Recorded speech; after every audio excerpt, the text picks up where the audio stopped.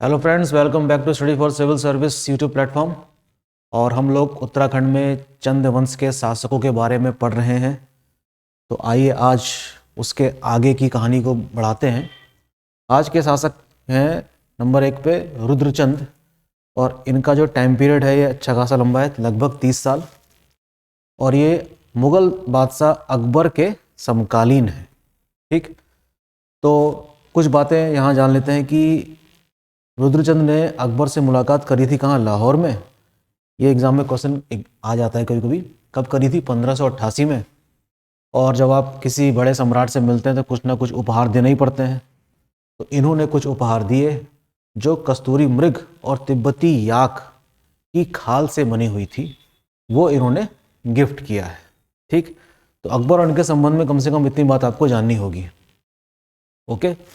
और ठीक 1 साल पहले यानी कि 1587 में ये भी जानकारी मिलती है कि रुद्रचंद ने अकबर की अधीनता स्वीकार कर ली थी। It means Rudrachand was the subordinate ruler of Mughal emperor Akbar. Okay. अच्छा, एक इम्पॉर्टेंट घटना इसके समय हमको देखने को मिलती है। जो तराई वाला इलाका है हमारा, हल्द्वानी और रुद्रपुर वाला, वहाँ पर नवाब हुसैन खान ने 2 बार आक्रमण किए। तो अपने फ्रंटियर्स को सुरक्षित करने के लिए जाहिर सी बात है, ये इसका दायित्व है रुद्रचंद का कि ये भी कहाँ पर आक्रमण करे, तराई क्षेत्र में, और इनको खदेड़ने का प्रयास करे। ठीक, तो काफ़ी हद तक ये इनको खदेड़ने में सफल भी रहा था। ठीक, अकबर और रुद्रचंद के संबंध काफ़ी अच्छे थे। और हमें ये जानकारी मिलती है कि अकबर ने 84 माल परगना जो है जागीर के रूप में आवंटित किया था। और ये क्षेत्र आता है आपका उत्तराखंड के तराई और भाबर वाले इलाके में। ठीक है, तो ये भी एग्जाम में क्वेश्चन आ जाता है कि 84 माल जो परगना है वो किसने रुद्रचंद को अलॉट किया था? अकबर ने किया था।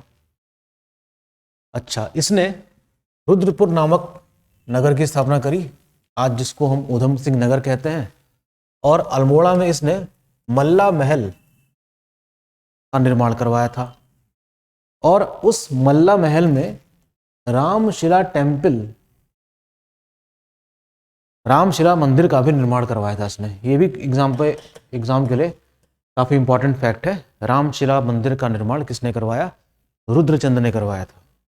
अच्छा, जितने भी शासक अभी तक हमने पढ़े हैं उनमें सबसे विद्वान शासक जो है वो रुद्रचंद ही था।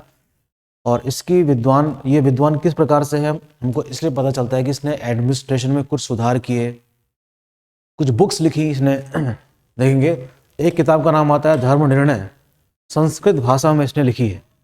ठीक है, जिसमें सामाजिक जो हायरार्की है इसको नए सिरे से स्थापित करने की बात कही गई है। ठीक है, तो ये बुक बड़ी इंपॉर्टेंट है। धर्म निर्णय पुस्तक का कंपोजिशन किसने किया था? रुद्रचंद ने किया था। ओके।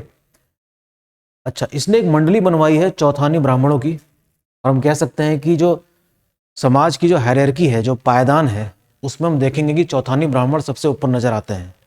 तो ये एक प्रकार का सोशल हायरार्की इसने, है ना, इस्टेब्लिश किया था, जिसके लिए इसको आज भी जाना जाता है। ठीक है। अच्छा, ये कुछ किताबें हैं जो रुद्रचंद द्वारा लिखी गई हैं।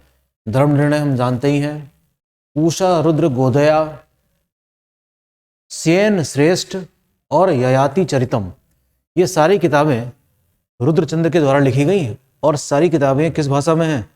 संस्कृत भाषा में है। ये बड़ी इंपॉर्टेंट बात है, यानी कि इसका मतलब ये हुआ कि संस्कृत का उच्च कोटि का विद्वान रहा होगा। एक बात तो तय हो जाती है।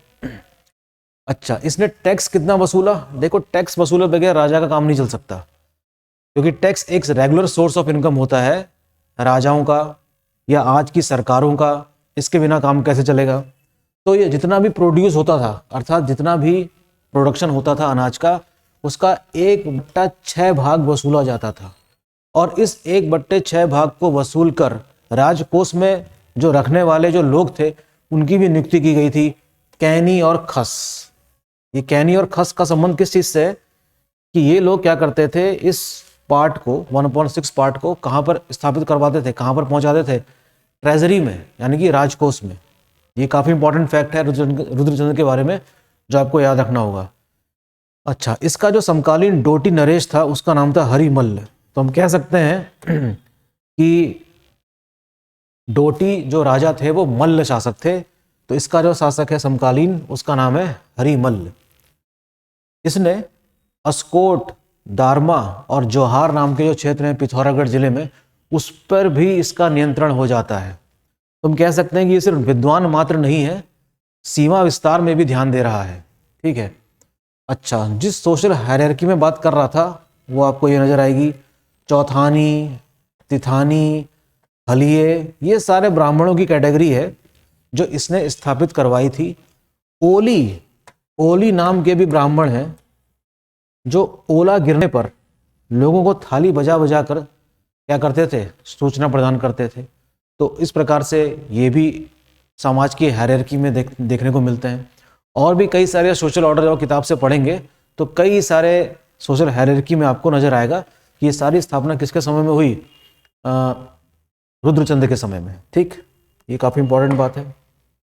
अच्छा, एक और है, बधाल गढ़ का युद्ध किसके बीच में हुआ था, बाल बहादुर शाह और रुद्रचंद के बीच में हुआ था। ठीक है, तो हम कह सकते हैं कि बाज बहादुर शाह जो है ये कहाँ का शासक रहा होगा, गढ़वाल का, इनके बीच में युद्ध हुआ। ठीक है।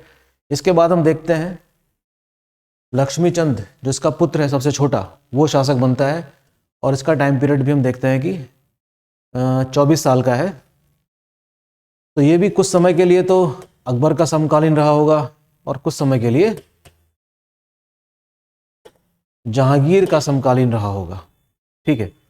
सन ऑफ रुद्रचंद, इसका समकालीन गढ़वाल का शासक कौन था, मान शाह।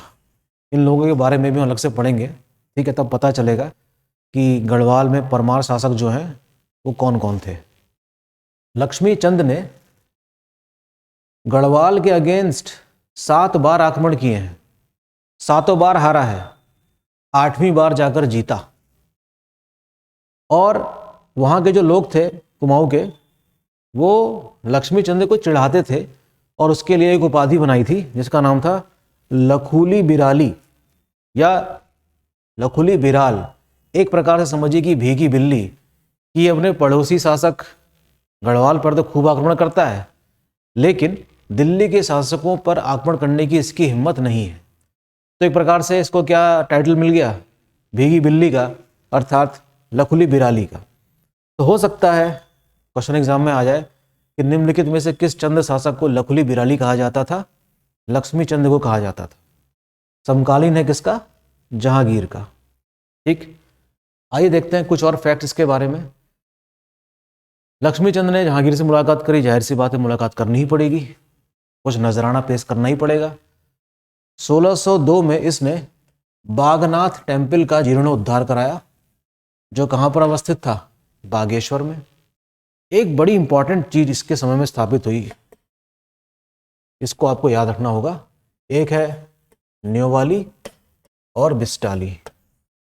न्योवाली और बिस्टाली का संबंध किस चीज से है, सवाल अगर एग्जाम में ये आए तो आप समझ लीजिएगा कि उसका संबंध किससे है, जुडिशरी से है, अर्थात कचहरी से है।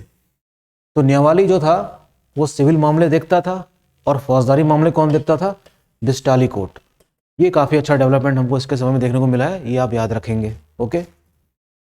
ही स्टैब्लिश वेरियस ऑर्डिनेंस ने कुछ बाग बगीचे लगाए फिरोज तुगलक की तरह। एक आध नाम है देखिए, नरसिंह बाड़ी, लक्ष्मीश्वर। लक्ष्मीश्वर नाम का इसने टेम्पल भी बनवाया है। ठीक है। और बालेश्वर के टेम्पल के बारे में भी हमको लेख मिलता है कि इसने कुछ मंदिरों का निर्माण इसने भी वहां पर किया था। अच्छा, एक और टैक्स इसने लगाया था, एक का नाम है जूलिया और एक का नाम है क्या, सीरती।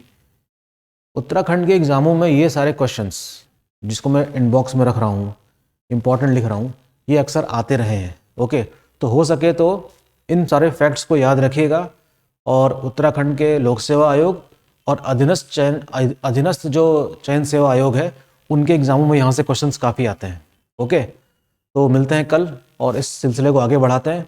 और यूपीपीसीएस की तैयारियां भी हम लोग शुरू करवा चुके हैं और मेरे एक लेक्चर में यूपीपीसीएस संबंधित जो जानकारियां हैं वो मैं आप तक पहुंचाऊंगा। ठीक है, बने रहिए स्टडी फॉर सिविल सर्विस के साथ और मिलते हैं जल्दी। Thank you.